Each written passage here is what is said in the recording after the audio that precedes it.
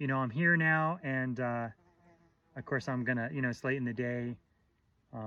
This is a great camp. There's gonna be bears around this area no matter what, but I will keep my eyes peeled. But yet again, here's another example. After you get the bug situation, I'm gonna figure out the very next thing. When you get right out from the truck, because you never know, really, you never know when it can happen at any moment. Even in the first 15 minutes outside of my truck, someone tells me there's a bear in the area. Last time I was, just 2 hours after I started talking about my belt and I put it on, there was a moose. So you never can tell, and you have to, that's the first thing. Get out of there, go around camps, don't be poking around too much, put your belt on, put your firearm on, then go poking around, and there's not much I can do, about the bear. There's going to be bears here. I will keep my eyes peeled, and what I can do, that's what I can do, right? So we'll see. Hopefully no run-ins. I'm fucking telling you right now, that is no deer in the tree line there. I thought it was going for the bear hang, but it's nowhere near the bear hang. That's not a little fucking animal. And I'm getting my hand on my fucking pistol right now.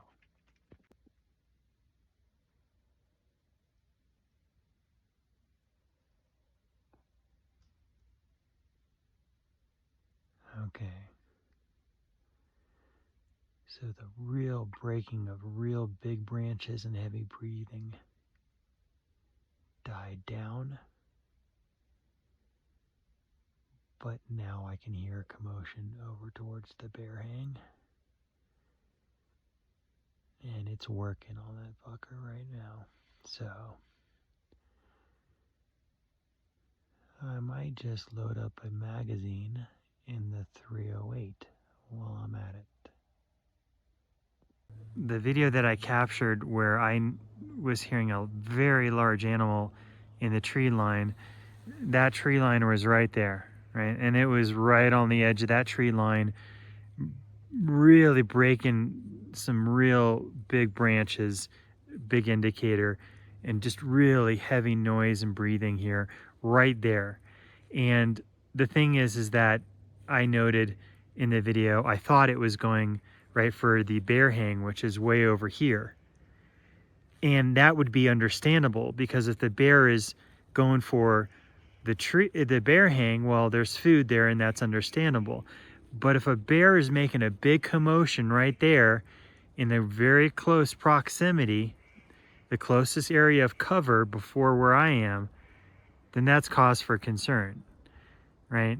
That's just a little bit more understanding of why I take note of that. If it's going for the bear hang, okay, that's normal. It's got food and so on.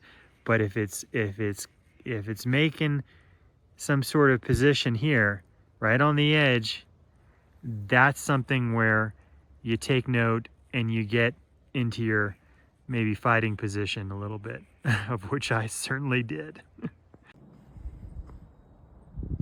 So the deer tracks have died down this morning, and so I didn't really study them this morning to continue my education of tracking here, but let me take you over to the bear hang and show you something pretty interesting, where I'm learning a little bit more about tracks from bears, actually. So there's the bear hang, right? And it's got the 5-gallon bucket there as my food, and it has the trash there as well. Probably should have more of a little better bag than that for the trash, but anyway, that's what it is right now. And I'm going to take you through here. I'm going to show you on this tree. I heard some commotion the other night here, and it really sounded like a trash bag being rattled, right? So not sure really. I mean, if a bear really hits that trash bag, right, with its claw, I mean, it's probably going to rip it open, right? But it really did sound like a rattling of a trash bag. It's a very distinct sound. And in a forest during the night, when things get quiet, just a sense of hearing and how much you can pick out is just really amazing.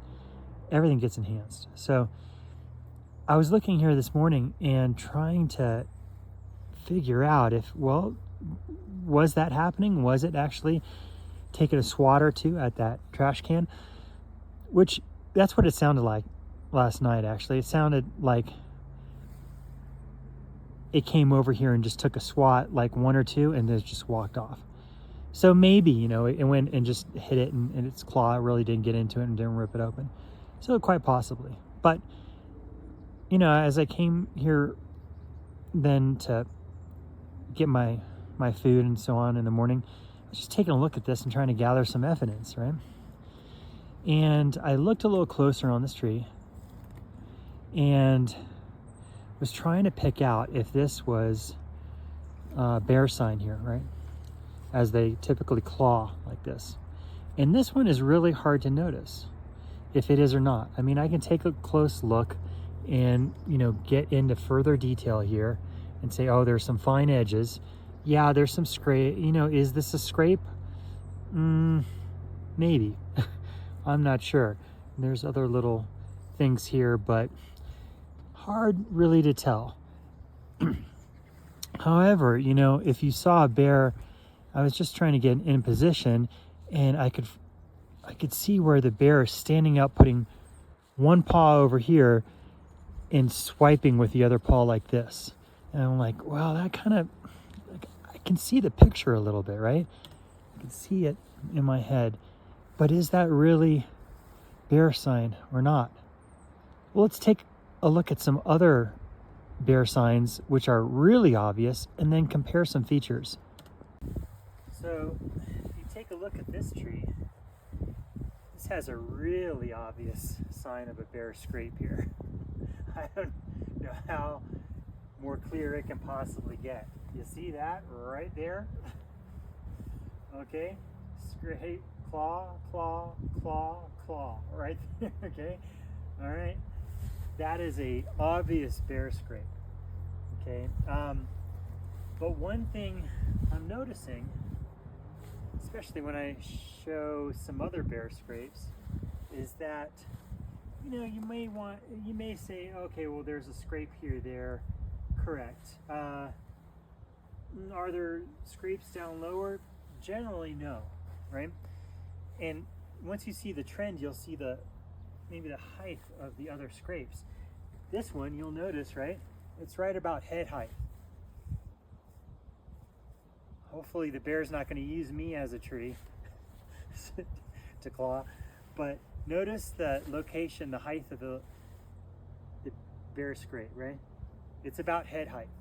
And that's important to note, that another piece of information that we can gather here. Let's go take a look at maybe the other bear scrapes and see what the height of the other scrapes are.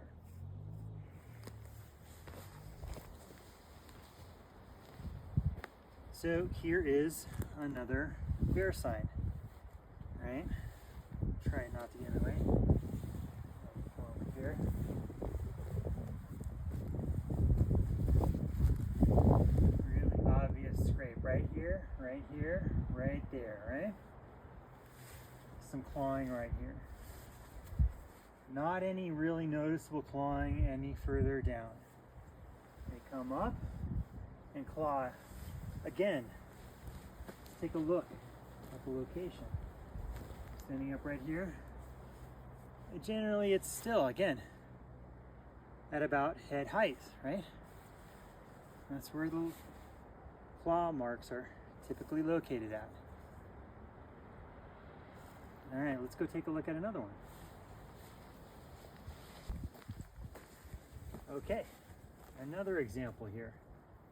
You'll see all the scraping, the concentrated scraping generally in this spot right here, right? All the scraping going on in general, right? A little harder to see because all this sap is flowing down here in a line. But if you look overall, you see the scraping, the vertical patches where it's opened up here on the tree, right here because of the scrapes. Again, what do we see on the height? About head height. All right? Yet another data point.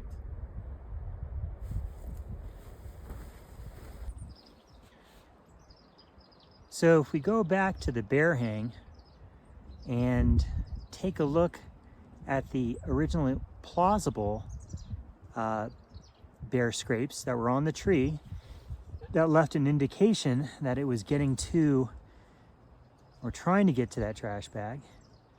Let's go take a look at maybe what we can notice versus the other obvious bear scrapes that we've shown so far.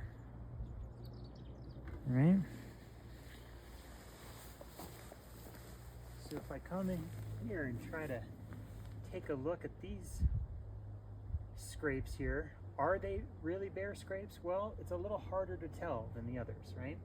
The others were pretty obvious. But if I took a look at the consistent height above the ground of those other scrapes that were really obvious, and I compare it with the height of this plausible scrape, that gives me an indicator that, yeah, that is actually a bear scrape, although a little harder to determine on its own. But when I take the data points that I've observed from the other obvious ones, yeah, this probably is a bear scrape, and it's at the location where a bear can scrape here and swipe on the right, which would line up to kind of what I heard the other night when I heard about 1 or 2 swipes at that trash bag. Now, was there a bear actually going for my trash bag? I mean, if it possibly, you know, if its claw didn't get into that trash bag and rip it open, and it just took 1 or 2 swipes, and I heard that, and it was like some sort of pinata getting hit, yeah, maybe. However, at one time or another, we can say that there was a bear here at one time or another, clawing here and trying to get to some sort of either trash or food hanging on this bear hang at either some time when I heard it or in the past. So piecing together little pieces of information that are left behind that nature will show you, and start to learn a lot about what's happening back here. Hey.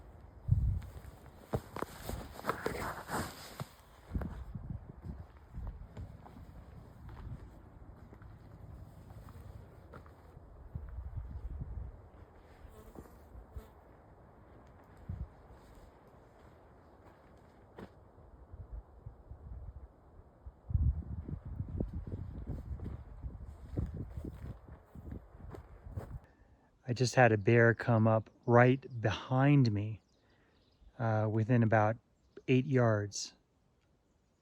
I walked it to see exactly how far it was, and I'll show you the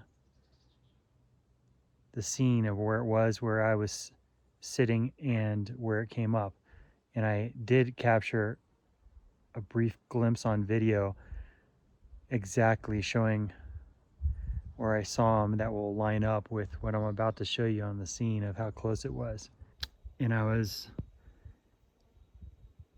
sitting in the seat right there, and I turned around, and the bear was right where that water jug is, the blue one right there. And I do have a little video of first seeing it when I turned around. And you can tell if you look at the video and look at that little tree right there, that is indeed, I confirmed, where that bear was, right where that jug is. And I walked it, and it's within 8 yards. So I looked over my shoulder, and there he was. But from the time that I first saw him around the corner till he got to the blue jug, and I took out my phone, and then he started to traverse, he was walking towards me and this whole scene. Now, in the vortex can right there is a lot of food. So, but he was, I mean, in the moment, I mean, he was kind of walking towards me and walking towards that spot, right? I mean, walking right behind me. So kind of projected towards me, not necessarily directly towards the food, but, you know, of course I have food right there, but, still, you know, he was walking towards me. So, you know, never had a bear walk up behind me before. Small black bear, but regardless, it came up behind me. Wow. And then, of course, I kept my eye on it. I got a little bit on video, but I was sitting in my chair, and yet again, the one time I have my wilderness belt with my pistol sitting on top of me, because I'm in the chair, I don't have it on my side. But when I got up, of course, you know, my belt with my pistol is in, you know, my hand, but it's not in a good draw position, and he's that close. So, you know, I shot a little bit of video there, but I definitely had to put the camera away for a second, you know, put that belt on, and then kind of watch him a bit. And hopefully I can piece the video together a little bit, because, I mean, I can get a little bit of video of him, but I have to pay attention to the communication that we're both projecting towards each other. And if I sit there and stare at him with a phone, I do not want to get in a staring match, even though it's a little bear, you know. But yeah, and then I watched him, I think I took some video of him going way high in a tree. Never seen anything like that before. I mean, way high. I was amazed. Just way high up, like up to like there. It was amazing. So I'm shooting this right now, right after this whole thing happened. So I'm not exactly sure how the video is going to come out. You know, I took a little photo, you know, but definitely when he came down from the tree and he was coming down, you know, I had a sense that he was a little frustrated or whatever. So I put the phone away and, you know, make sure I had a round racked and pistol drawn, actually, because I thought he was coming down from the tree and we're relatively in the same spot. So they're fast, I mean, regardless.